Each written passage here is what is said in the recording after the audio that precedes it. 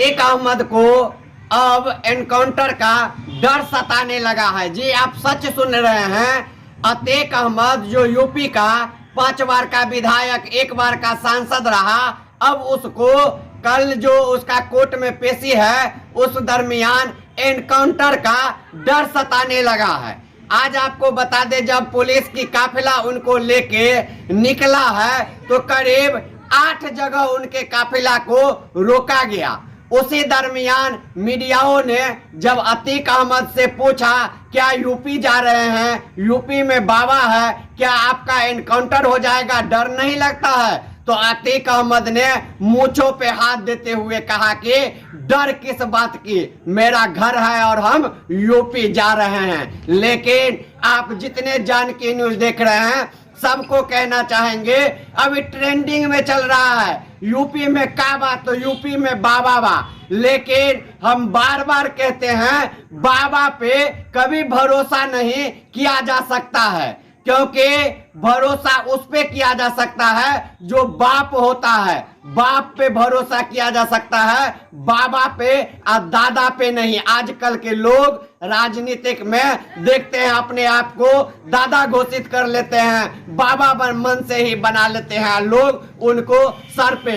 आज बाबा का बुलडोजर तक फेंकता है, लेकिन सत्ता आती जाती रहती है। आज बाबा के पास सत्ता है, कल किसी और के पास सत्ता चला जाएगा। लेकिन सत्ता का दुरुपयोग नहीं होना चाहिए, सत्ता का धौंस नहीं दिखाना चाहिए। लेकिन यूपी के जो बाबा हैं योगी आदित्यनाथ जी, वो धौंस दिखाते हैं और विधानसभा में उनका बयान आया जो माफियाओं को मिट्टी में मिला देंगे, जिसके बाद अतीक अहमद के परिवारों को पूरा शक हो गया कि अतीक अहमद को जान से मार देंगे बाबा, अतीक अहमद का एनकाउंटर हो जाएगा। और आज जब उनका काफिला जा रहा है प्रयागराज तो उनके बहन भी उस काफिला में है, लेकिन उनके बहन को अतीक अहमद से मिलने नहीं दिया गया। यह सारा वर्चस्व की लड़ाई एक तरह से लग रहा है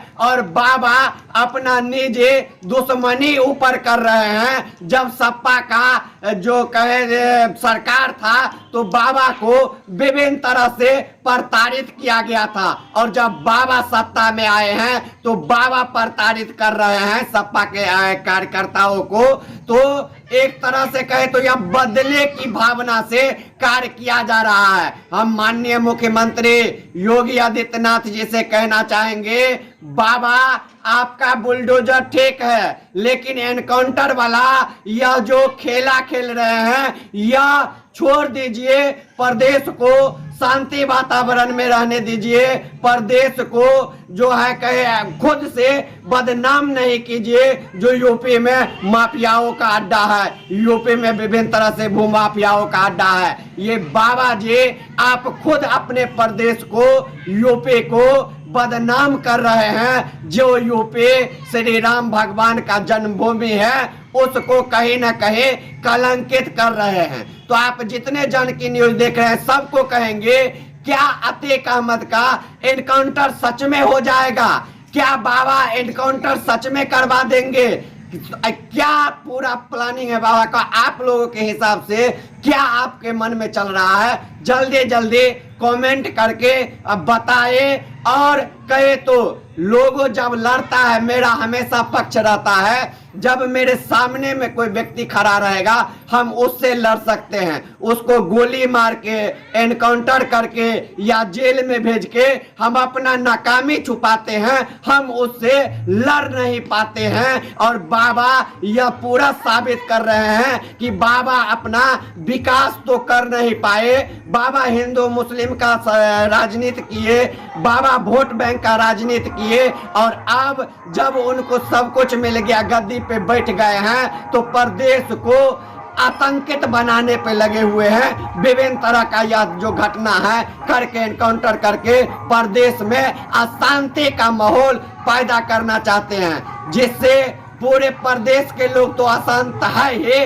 देश के लोग भी बाबा के इस षड्यंत्र से, बाबा के इस बयान से, अब बाबा के इस करीनामा से काफी भयभीत रहते हैं। लेकिन कहे तो सत्ता है जिसके कारण कोई खुल के आवाज नहीं उठा रहा है। तो आप लोग जल्दी जल्दी कमेंट करके बताइए, क्या सच में अतीक अहमद का एनकाउंटर होगा या सिर्फ अफवाह फैलाया जा रहा है? जबकि आज देखने को मिला है जब अतीक अहमद का काफिला निकला तो उस दरमियान उनके जो वज्र वाहन थे उससे एक पशु का जोरदार टक्कर लग गया और वो पशु वहीं पे मतलब कहे तो चीख चीख के छटपटा के और मर गई।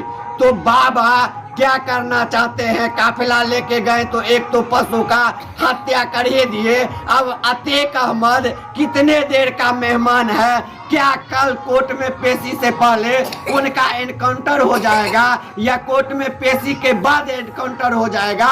ये कहा नहीं जा सकता है, क्योंकि यूपी में बाबा राज चल रहा है, बाप राज नहीं चल रहा है। अब बाप राज में शांति वातावरण होता है, बाबा राज में इसी तरह का माहौल देखने को मिलेगा। क्या बाबा राज में कल एनकाउंटर होगा, जिसका प्रतीक्षा पूरे देशवासी जोर शोर से कर रहे हैं? आप लोग जल्दी जल्दी कमेंट करके बताएं।